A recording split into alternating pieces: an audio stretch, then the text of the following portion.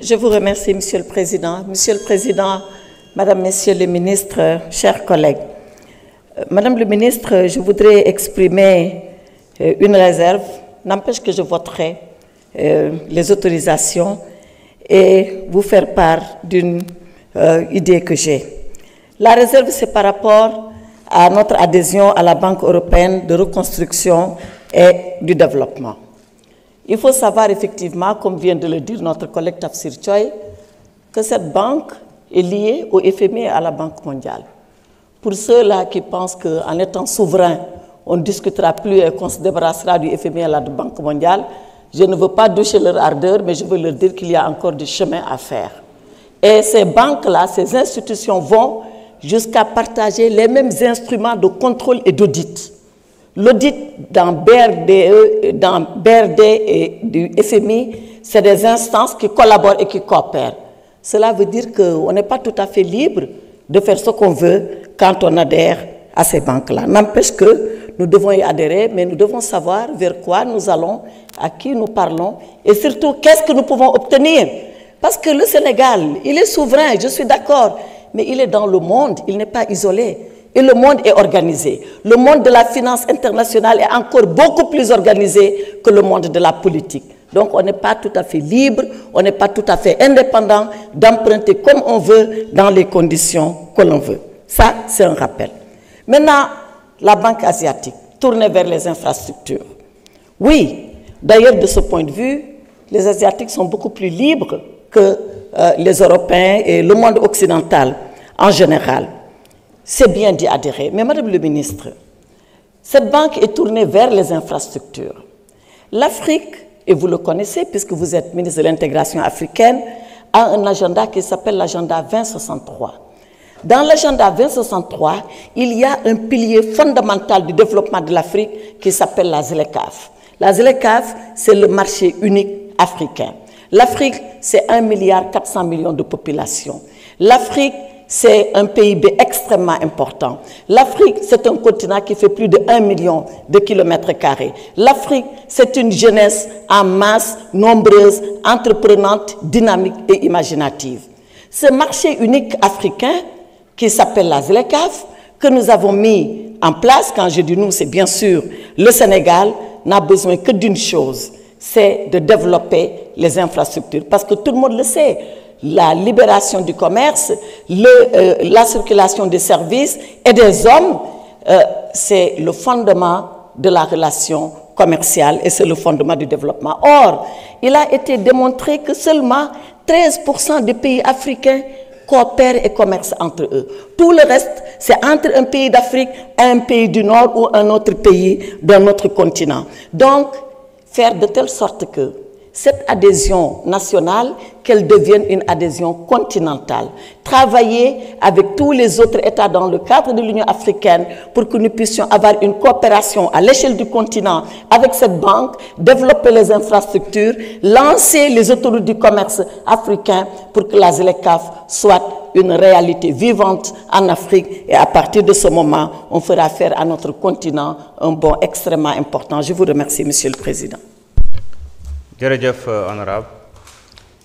Mohamed Salim Aïb Dafé, vous avez la parole.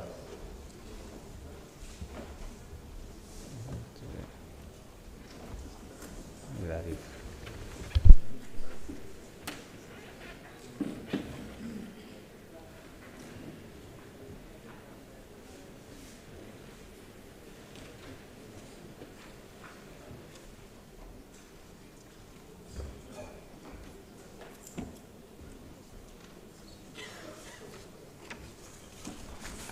Merci, Président. Madame le ministre de l'Intégration africaine et des Affaires étrangères, Monsieur le ministre chargé de l'aménagement du territoire, des collectivités territoriales et de l'urbanisme, Monsieur le secrétaire d'État chargé des Sénégalais de l'extérieur, chers collègues, maa ngi leen di nuyu di rafetlu séance bi nga xam ne lu ñu fi indi mooy autoriser président de la République mu ratifier ñeent accords internationaux notamment dans le domaine bancaire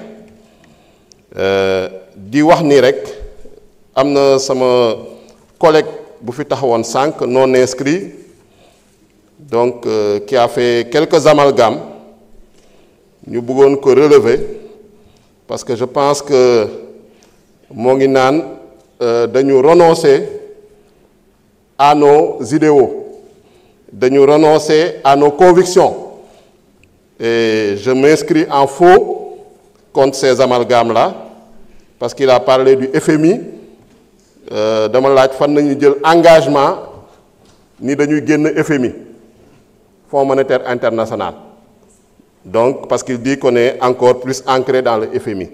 Effectivement, le Sénégal a rejoint le FMI depuis le 28 septembre 1963. Donc nous également, dans l'agenda national de transformation, dans la vision Sénégal 2050, en tout cas, on n'a pas pris l'engagement de sortir du FMI. Même si on a pris l'engagement d'être souverain, de construire un Sénégal souverain. Donc la souveraineté, c'est ce qu'on est en train de faire. Parce que c'est l'article 95, l'article 96, l'article 97, le titre 9 de la Constitution qui régit la manière dont les accords internationaux doivent être ratifiés, approuvés. Et certains accords internationaux doivent passer par l'Assemblée nationale. C'est nous qui autorisons en toute souveraineté le président de la République à ratifier ces engagements internationaux. Donc c'est cela la souveraineté. La souveraineté, ce n'est pas l'autarcie. La souveraineté, ce n'est pas le repli sur soi. La souveraineté, ce n'est pas l'isolationnisme. Il ne faut pas confondre. Je pense que vous faites des amalgames, vous enfoncez des portes ouvertes pour en tirer des conclusions hâtives, fausses, sur la base de postulats erronés. Je voudrais quand même revenir sur ces importants projets de loi, parce que le contexte international marqué par une crise du multilatéralisme, par également une raréfaction des ressources concessionnelles, un contexte national marqué par les errements budgétaires et financiers de l'ancien régime, donc qui nous vaut un taux d'endettement de près de 100% du PIB, un déficit de plus de 12% du PIB sur la base de chiffres maquillés, sur la base de données falsifiées, sur la base de comptes trafiqués, nous impose de diversifier nos sources de financement. Parce que l'agenda national de transformation, effectivement, et la stratégie nationale de développement 2025-2029 nécessitent des financements. D'abord, la stratégie du gouvernement, c'est de renforcer le financement endogène à travers la maîtrise des dépenses, à travers également l'amélioration des recettes. Mais il faut aller également chercher les financements extérieurs, notamment les financements, les ressources concessionnelles. Quand on parle de ressources concessionnelles, ce sont des financements et des prêts qui sont accordés à des conditions plus avantageuses, soit par les taux d'intérêt qui sont plus faibles, soit par des périodes de grâce qui sont plus longues.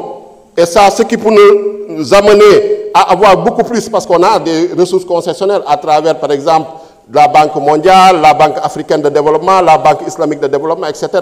Mais il faut diversifier. Je pense que le gouvernement s'engage à aller dans ce sens. Effectivement, la plupart des projets de loi autorisant en tout cas le président de la République à ratifier les conventions que nous sommes en train d'examiner, certains ont été signés depuis plus de 10 ans, 15 ans sous l'ancien régime. Mais on avait l'impression qu'ils dormaient depuis lors. Pourquoi ils ne les ont pas amenés à l'Assemblée nationale pour les ratifier? Donc c'est sous le régime de Bassirou Diomaye Faye qu'on va les ratifier pour permettre au Sénégal de financer son développement, pour permettre de financer l'agenda national de transformation pour un Sénégal juste, prospère et souverain. Donc je vous remercie, chers collègues. Merci.